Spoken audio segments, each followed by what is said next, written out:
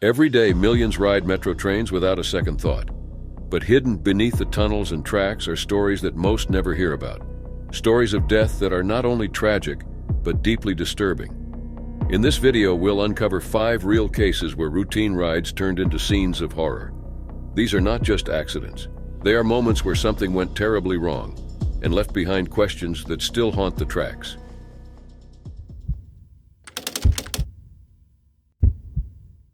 It was March 20th, 1995, in Tokyo, Japan. It was a typical Monday morning, and the city's subway system was packed with people heading to work and school. But what began as an ordinary rush hour quickly turned into one of the most disturbing attacks in the country's history. The attackers were members of Aum Shinrikyo, a religious cult led by Chizuo Matsumoto, who called himself Shoko Asahara. He believed the world was nearing its end, and that violence would lead to salvation. That morning, 5 cult members boarded separate trains, each carrying plastic bags filled with liquid sarin, a deadly nerve agent. All of the trains were scheduled to pass through or near Kasumigaseki Station, Tokyo's government district. Each man carried 2 bags wrapped in newspaper, except one, Yasuo Hayashi, who carried 3. Using sharpened umbrella tips, they punctured the bags, placed them on the train floors, and left. The sarin quickly turned into gas and spread through the trains, platforms, and ventilation systems. Because sarin is colorless and odorless, most passengers didn't realize they were in danger until symptoms began. People started coughing, vomiting, losing vision, and collapsing. Some couldn't move, a few suffered complete respiratory failure. The attack affected 33 stations on 3 lines: Hibiya, Chiyoda, and Marunouchi. Kodenmacho Station saw the worst exposure, with 1,663 people affected. At Kasumigaseki Station, 700 more were injured. Tsukiji Station had 324. In total, 6,286 people were hurt, and 14 eventually passed away. The last victim died in 2020 from long-term complications. Emergency services rushed in, but many responders didn't know what chemical had been released. Some didn't have protective gear and were exposed while helping others. Ambulances transported 688 people, while nearly 5,000 more reached hospitals on their own. A total of 278 hospitals treated victims that day. Many victims didn't know they'd been poisoned. Some went to work feeling ill, only realizing the seriousness later through news reports. The worst damage came from Yasuo Hayashi's attack on the Hibiya line. He was later arrested and executed in 2018, along with 12 other cult leaders, including Asahara. Following the attack, police raided Aum Shinrikyo facilities, including their main Tokyo compound on May 16, 1995. There they found chemicals, weapons, and evidence the cult had tried making other dangerous agents. Over 200 members were arrested. Aum Shinrikyo began in 1984 as a small yoga group. By 1989, it was recognized as a religious organization. By 1992, it had around 20,000 members and assets worth over 100 billion yen. Asahara claimed only cult members would survive the end of the world. Non-members were considered lost, and some were harmed by followers under his orders. In 1994, the cult also carried out another sarin attack in Matsumoto, which killed 8 and injured hundreds. Asahara hoped the subway attack would delay a police raid set for March 22nd or trigger the apocalyptic event he believed in. After the attack, Japan updated its emergency systems.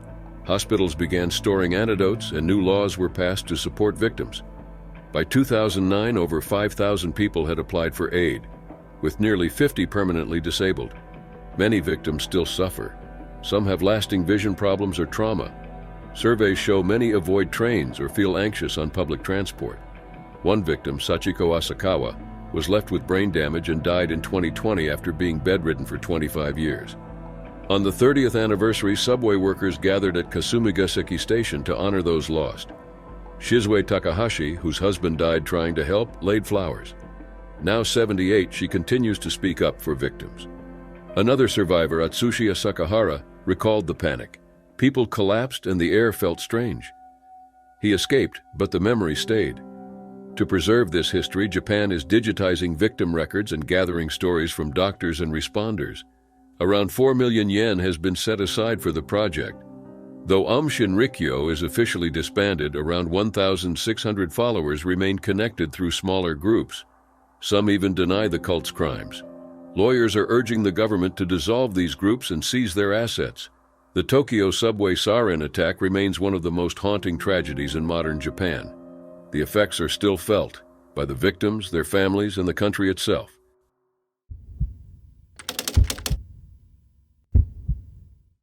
It was December 3, 2012, in New York City.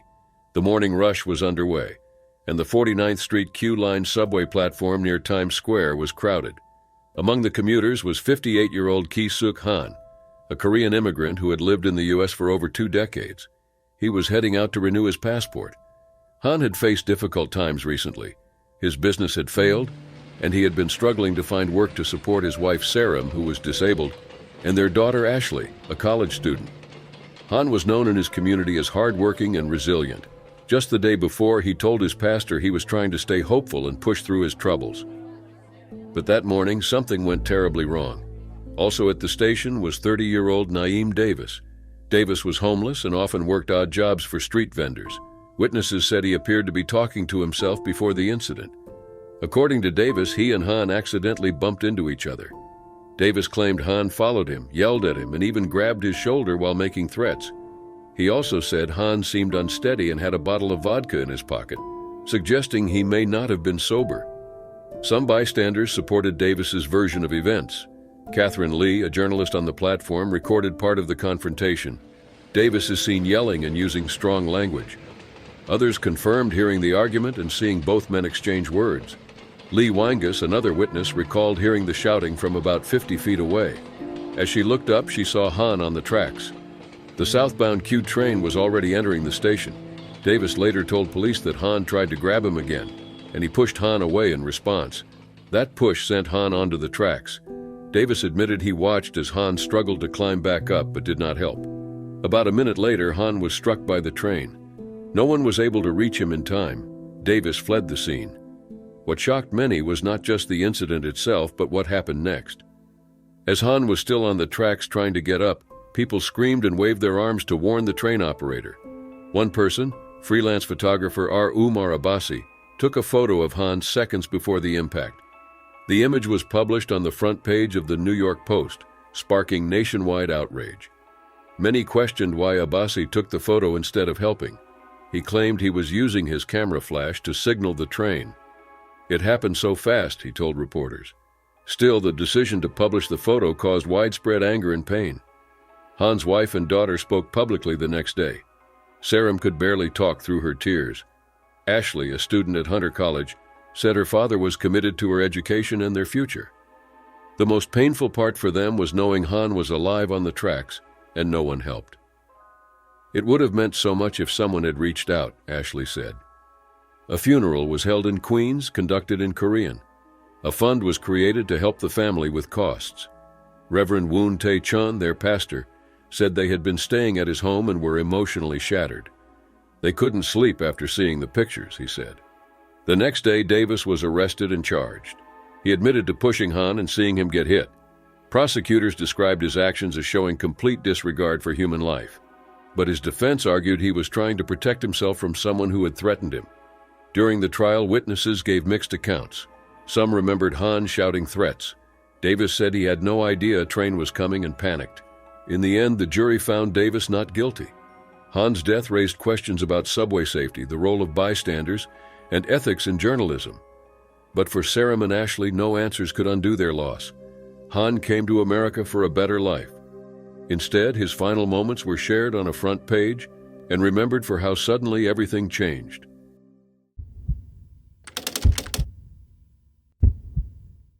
It was July 15, 2014, in Moscow, Russia.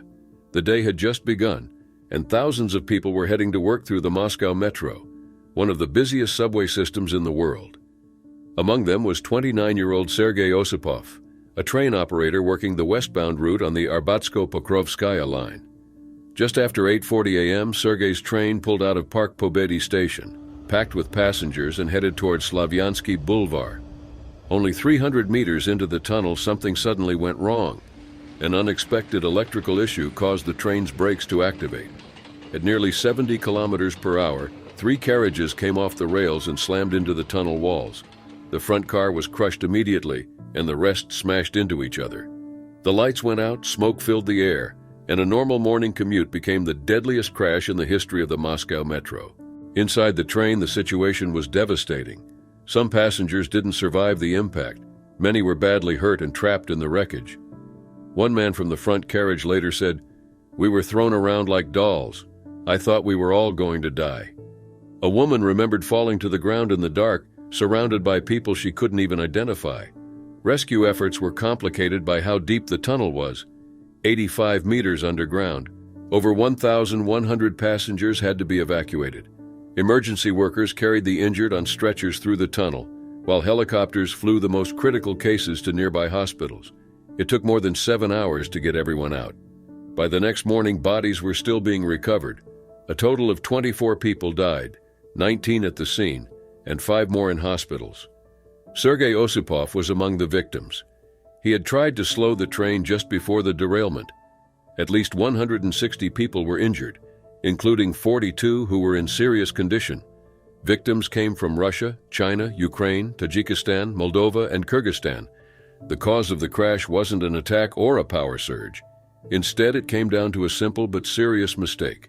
In 2013, a new track switch had been installed as part of an expansion project near Park Pobedi. But instead of proper equipment, workers had used a 3mm wire to secure the switch, a temporary fix that failed. The train before Osipov's passed without issue because it moved slower. But his train hit the faulty switch at high speed, and the carriages derailed. Authorities responded quickly. A criminal case was opened, and several workers were arrested. A senior trackmaster and his assistant were charged with negligence. 3 more officials, including a deputy director of the subcontractor company, were later sentenced to prison. The head of the Moscow Metro, Ivan Besedin, was also removed from his position. Warnings had come even before the crash. Just 2 weeks earlier, a passenger had submitted a formal complaint about the extreme shaking on that same stretch of track. Metro officials dismissed his concerns, saying the tracks were up to standard, but they weren't. Experts pointed to larger issues within the system: mismanagement, cost-cutting, and poor maintenance. The Moscow Metro, once praised for its reliability, had been showing signs of decline. Survivors described scenes of smoke, fire, and confusion. Some used fire extinguishers. Others broke down doors and carried the injured through the tunnel. "They kept bringing out the hurt," one man said. "Some weren't moving. Some were crying in pain." President Vladimir Putin, who was abroad at the time, was briefed on the accident and called for a full investigation. This wasn't the result of outside forces. It was a man-made disaster caused by ignored warnings and careless decisions. By July 17th, the wreckage had been cleared and repairs were underway. The trains were running again. But for the survivors and families, nothing would be the same. The event left deep scars and unanswered questions, and for many, trust in the system was broken for good.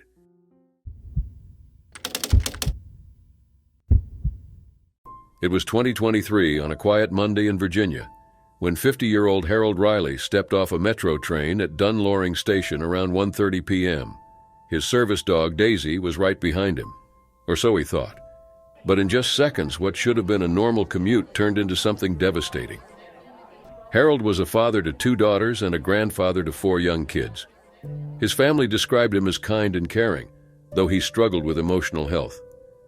Daisy wasn't just his pet, she was his emotional support animal. He often tied her leash to his belt loop, a habit meant to keep them close and safe. But that day, as Harold stepped off the train, Daisy remained inside. The leash stayed connected, running from her to him. Before he noticed, the doors closed, trapping the leash. The train began to move, pulling the leash with it. Harold was yanked forward and dragged violently along the platform. Witnesses watched, horrified and helpless, as he hit guardrails, steel beams, and the concrete edge. Emergency crews were called immediately. Harold was still alive when responders arrived and rushed him to the hospital, but his injuries were severe. Not long after, he passed away. Daisy was found alone inside the train, confused and without identification. Authorities at first said she didn't appear to be a service animal, but later Harold's daughter Amanda explained that Daisy's pink service vest had been covered by a sweater. She also provided photos confirming her father's close bond with Daisy, saying the dog helped him manage his emotional health and had received service training. though she couldn't recall the organization's name. Amanda described Daisy as her father's heart and soul. She and her sister confirmed Harold had always attached the leash to his belt loop, something he'd done for years. That same leash, meant to keep them safe, ended up causing his death. After the accident, Daisy was temporarily held at a shelter before Amanda picked her up. The family later found Daisy a new home. Metro officials confirmed in a statement that Harold had been dragged by the train due to a leash caught in the door. They said the train operator had done 2 safety checks before leaving the station. However, the operator's cab was about 450 feet from the part of the platform where the incident happened, which may have made it hard to see the leash. One regular Metro rider told Fox 5 she had seen Harold and Daisy together many times before. She was surprised the leash wasn't spotted, questioning how something stretched across the door area could go unnoticed. Metro rules allow service animals on trains, but other animals must be enclosed carriers. This made the confusion about Daisy's status important in the public response. Officials later acknowledged her role as a service animal after the family provided evidence. The Washington Metro Rail Safety Commission later explained that train doors aren't automatic and can only be opened by the operator. There are sensors meant to detect objects, but they only respond to items as large as a human limb. Smaller objects like leashes might not trigger them. Following the incident, train service between Vienna and West Falls Church was shut down for about 90 minutes. A shuttle bus was set up, and other lines had delays due to single tracking. The Riley family demanded to see station surveillance footage. It's still unclear if they ever received it. A later police update confirmed that Harold hit a guardrail during the incident, and his head injuries were a major factor in his death. The case has raised questions about safety protocols. People want to know how such an oversight could happen in a system designed to prevent things like this. Metro has not yet provided full answers, but said the investigation is still ongoing. For Harold's family, no explanation can undo what happened that day. His loss is deeply personal, and for everyone else, it's a painful look at how one small mistake can lead to something that changes everything.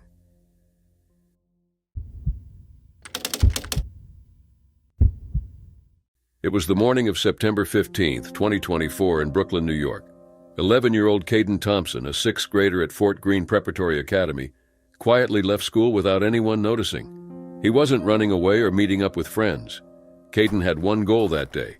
He wanted to subway surf. He climbed onto the roof of a G train heading toward the 4th Avenue 9th Street station. Around 10:15 a.m., as the train neared the station, Caden's head struck a low-hanging metal beam above the tracks. The impact caused serious injury, and he fell onto the tracks where the train struck him. By the time help arrived, Caden had already passed away. Caden wasn't a reckless kid. His family described him as funny, kind, and full of energy. He enjoyed football, skateboarding, biking, and playing Roblox, especially games that let players subway surf virtually. But Caden also wanted to be seen as cool. According to his mother, Jaida Rivera, social media deeply affected him. He believed he had to take risks like subway surfing to be accepted. But he was already so cool, she said through tears. His family knew he was fascinated by trains and worried about his growing interest in subway surfing. They took away his phone, warned him, and told him not to do it. But the influence of online videos and peer pressure was strong. His 15-year-old uncle, Christian Vega, had subway surfed before and posted videos of himself doing it. Caden looked up to him and followed his example. Christian now carries the guilt of possibly encouraging Caden's actions. "Same way he got hooked, I got hooked," Christian said. That morning, Caden slipped out of school sometime between 9:30 and 10 a.m. No one at the school contacted his family or noticed his absence until after 1 p.m. By then, it was too late. His grandmother, Angela Thompson, later asked, "How does an 11-year-old just walk out of school without anyone seeing?" Caden had been at breakfast that morning but missed his first class. No alerts were sent, and no one followed up on his absence. Angela was devastated. She started a fundraiser to help cover funeral costs. Outside the funeral home, mourners broke down in tears as Caden's white casket was placed into a hearse. His family described him as fearless and sweet. He had dreams of becoming a football player and loved learning. Caden was not the only victim. He was the 4th person in New York City to die subway surfing in 2024, and the youngest. Earlier in the year, 14-year-old Alam Reyes died after falling from a train. In June, 13-year-old Garadim Ashadi suffered fatal injuries. In July, 15-year-old Anthony Bagwandine was found critically hurt on elevated tracks. Just a month after Caden's passing, another 13-year-old boy died the same way. New York City officials reacted quickly. Mayor Eric Adams said it was heartbreaking and that the city was working to stop these incidents. But the effort couldn't fall only on city agencies. The MTA, NYPD, and Department of Education launched campaigns warning against subway surfing. Over 10,000 online videos have been taken down. A campaign called Subway Surfing Kills, Ride Inside, Stay Alive was launched, with students designing posters and videos to spread awareness. Despite all this, the numbers keep rising. In 2024 alone, there have been 173 reported subway surfing incidents, a 70% increase from the previous year. 153 people have been arrested for it. The rise of short-form videos and viral trends has made subway surfing more appealing to young people. Platforms like TikTok and YouTube say they don't allow this kind of content, but grieving families say more needs to be done. Caden's mother believes children shouldn't have access to these platforms at all. Other families agree. Norma Nazario, whose son Zachary died subway surfing in 2023, is suing tech companies, saying their systems push dangerous content to kids. The lawsuit is still ongoing, but Caden's case has sparked serious questions about school safety, social media, and how to protect children from harmful trends. Caden's school is investigating how he left undetected. The Department of Education plans to provide more support and hold safety meetings, but Caden's family still needs answers. Christian Vega now warns others, just stop doing it. It's not worth your life. He says he'll never subway surf again. The day Caden died, police recovered a small backpack and a covered stretcher from the tracks. Life at the station eventually returned to normal, but Caden's family can't move on. He was just 11. He wanted to feel accepted. Instead, his story has become part of a growing crisis that continues to unfold across New York City.